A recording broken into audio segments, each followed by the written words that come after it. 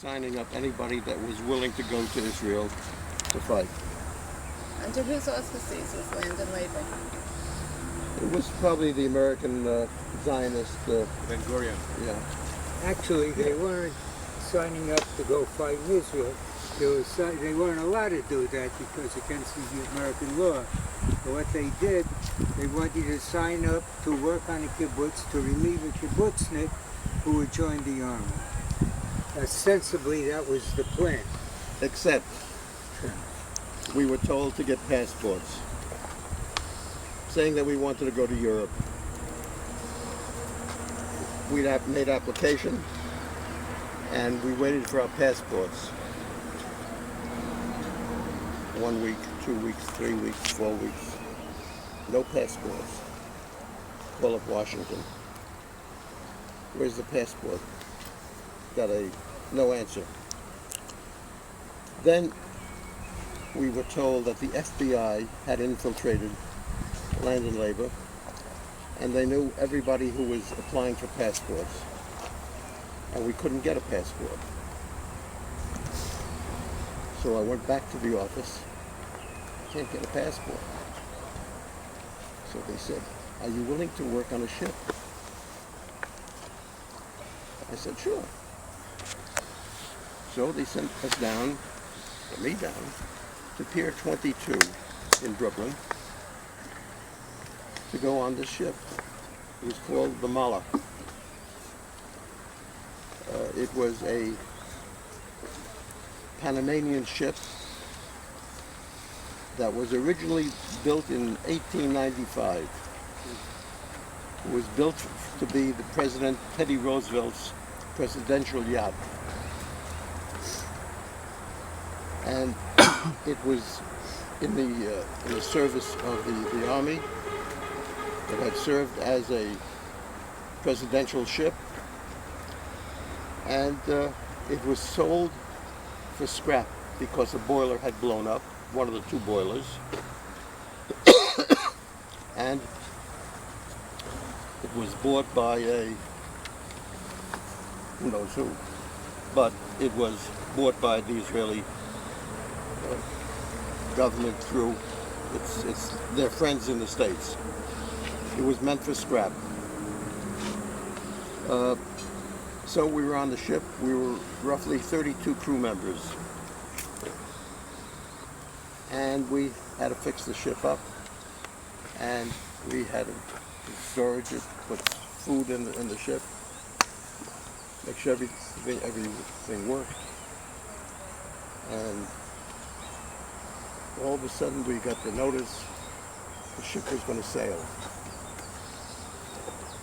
So we hurried on the ship and we sailed. We sailed. But as soon as we got outside of the harbor was the first breakdown. It was the breakdown, which is the worst kind. It was the rudder, which is in the real back of the ship. And in those days, it wasn't automatic by a computer. It was steering, and the steering rod went down and then back to the rudder, and we had to fix the connection there, which is the worst place to be if you've never been on a ship. That's the place you get seasick. So we finally fixed it, sick as a dog, got up, and our job, Stanley's and mine, and 10 others, was to be able-bodied seamen. We were supposed to sail the ship and steer it. They were going to tell us what the compass reading would be, and based on the compass reading, we would hold the wheel and try to keep it on that compass. It was 12 hours. It was a shift of 4 hours. An hour and 20 minutes on the wheel, an hour and 20 minutes on the bridge, lookout, and an hour and 20 minutes in the front of the ship. See that we weren't going to hit anything. It took us 30 days to cross the Atlantic. every day another breakdown. Every day something else went wrong. We finally got to Marseille, but how did we? How did? France. Pardon? To France. To France, yeah. How did we live on this ship? I mean, every day, whether we had enough water, whether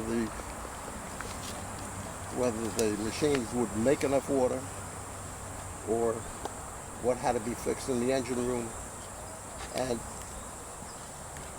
it was a sight.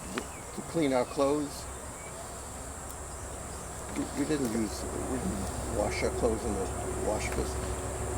We took like on my pants or my shirt, I would put a rope through it, tie a knot, put it in a bucket of soap water, throw it overboard. The sea would clean my shirt. Came back a little stiff, but it was fun. None of this laundry tokens business, guys. The desalination pump broke down, so we had no fresh water.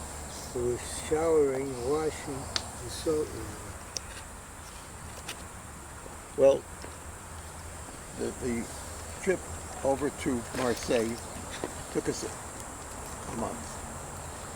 When we got to Marseille, we left the ship, we did a shmirah, because the carpenters came on the ship. And the carpenters built racks, like racks on the ship, like you see in the movies, or where you see that they had in concentration camps, that were 3 up and 3 deep. I have a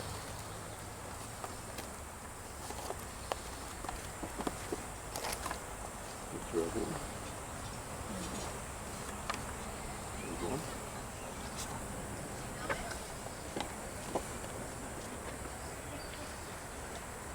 And why were you building these? They built those for people with these for. For refugees. Yeah, those are the refugees. That picture was taken on the ship. This is a picture. Those of you who are religious. There were religious and irreligious people on the ship. I never saw this one. Yeah. I'll show you after that. You guys save it. This is a picture of the ship and pass it around.